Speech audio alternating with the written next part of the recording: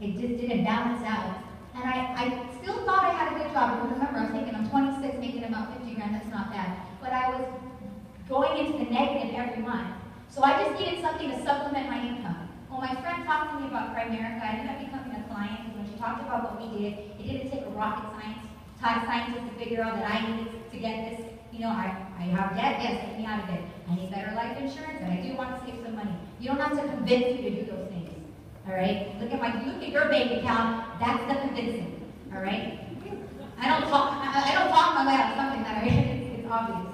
Okay? Stop talking your way out of things right now, guys. If you're here and you know this opportunity is right, stop talking your way out of it. It's right. So anyways, when she showed me the business and then talked to me about how I can also make some extra money doing what she did for me for other people, I was like, okay, let's do it. All I wanted to do was make $700 so I wouldn't be negative every month. Yesterday, Brent talked about how when he got in the business, his friend was considering the business because of him hating his job. He considered the business because he wanted money. I got in the business for a different reason. I wanted to be somebody. And let me explain what that means. The reason I left Guam at 17 is because I grew up with really not much money. I lived in what you would describe to be a shack. So those of you who live in the one-bedroom apartment or a trailer, that was like a mansion compared to where I lived. Wooden walls, tin roof, no bathroom. That's where I lived until I was 9, when my parents finally, after my dad working 2 jobs, my mom working a job, saved enough money to build a house for us. And until I left that house, my sister and I shared a room. There was a 3-bedroom house. It was a family of 6, so I never got my own room. I left because of that. I was never anybody. My family, we were never anybody. Not to our neighbors, not to the people that we worked with, not even to our family. We would be set aside just because we didn't have money, because it looked at like we were stupid or dirty or beneath them. And I don't know if you guys felt it. For me, it was fine, because I'm pretty tough skinned. We don't do that to my little brothers and my sister. And I would witness so many opportunities when they would be in a position where people would make them cry. Family, friends. My brother at one point in time didn't even want to go to school anymore because his friends made fun of him because he didn't have any name brand shoes. That's how I grew up. Someone in your family is going through the same thing. So if you're not doing this business, or you're not looking at this business for you, do it for them, because they're counting on you to win for them.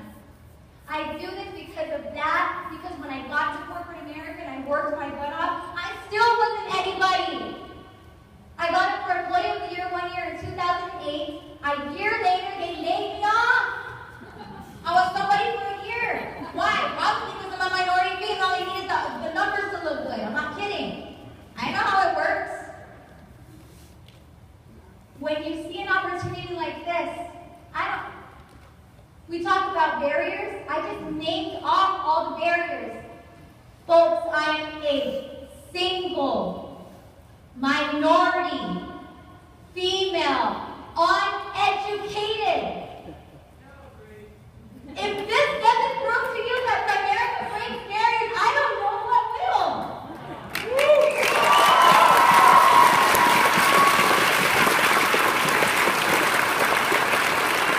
So, I couldn't wait to go full-time with Primerica when they gave me my last paycheck. I already planned to do it. I was like, oh good, they're going to pay me to quit. Good, thank you very much. And here's the thing. This is why I'm still here. Right away, I don't have the numbers that Brandon and Lexi had, and Chris, and even working, 232,000 his first year. It took me 6 years to make that. My first 3 months in the business, I made $100. So like, oh, I got my $99 back and I made $1. Right? It's a profit, right? Why would you stay? I see people come into business, they get one no, or one day goes by, or 1 month goes by, they don't get what they want, and they're like in witness protection. I don't even see them anymore. Hello? Why did I stay here? Two words. You ready? And so for anybody, I don't care if you're in the business or if you're looking at the business, you need to snap a rubber band up here in this brick, because this is what it's called, the brick. Long term. Notice we never said this was quick money. We never said this was get rich quick. We never said this is getting you win. Did we? Because it's not. You don't make quick money, but you make big money. Now, is it possible to make a lot of money? Right away. Oh, yeah. Living, breathing proof right here. Rick Susie made $232,000 his very first year in America, $410,000 his second year. Company record. So is it possible? Yes. Did I make that? No. I wasn't as committed. I wasn't as hardworking. I wasn't as focused as he was. But it's possible. Is it possible for someone to come in and get paid $20,000 for his Karen? You tell me. In a month. When I do this business, I mean, a lot of the leaders talked about building this business big base shop, long-term thinking. You gotta look at the forest through the trees. What are you doing here? Why are you looking at this business? Why are you considering it? Why did you even decide to put in your $99? I was never here after that point when I started to understand business. It took me, it wasn't very deliberate. I first got in and I wanted side cash. About 3 months into the business, after being, told over and over again by Rick, we worked on my thinking and talked about jobs, and I started to realize that everything he said was true because I saw it happening. Immediately my thinking changed. I never thought of running a business, ever in my life. I never knew I could. I thought you had to be rich or marry an entrepreneur, I never knew. I sold out. Have you sold out to this opportunity? Have you sold out to being broke or not wanting to be broke? Because honestly, I think I'm going to break it down to two types of people. There's people who are okay with just making a living, and not that one's better than the other, but there's two kinds of people. One that's okay with making a living paycheck to paycheck, if they have a couple dollars left over after the bills are paid, if that's what they do for the next 10, 15, 20, 30 years, they're fine with it. Then there's the other type of person who cannot stand being broke, cannot stand not saving a ton of money, and hates, dreads, is afraid of the thought of working every single day for the rest of their life. I am one of them. Woo. If you are too, then you must own a business.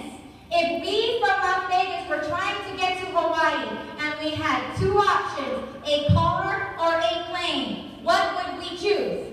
Anybody here choose the car? What if it was the fastest car? What if it was the most expensive car? What if it was the car that all your friends had? Or the car everybody wanted? Would you use the car? Why? If you can't get there, you'll hit waterfront, you're going to have to either what? Change your vehicle or change your destination. I want you to think about freedom as Hawaii. And the vehicle is a job versus a business. I don't care how much that job pays you. I don't care if your friends like it. I don't care how many years you went to school to get it. I don't care if it's the most popular job in the history of America. It is not designed to get you free. Ownership. And of all ownership, the best business ownership in the history of American business is Primerica Financial Services. Why? Because of this 28, 29-year-old couple. Because of this first-year millionaire, 28 years old, first-year income record of $232,000, a female single who made $20,000 last month. That's the reason it's the best, because nowhere else would it be better. So thank you guys. That's my time.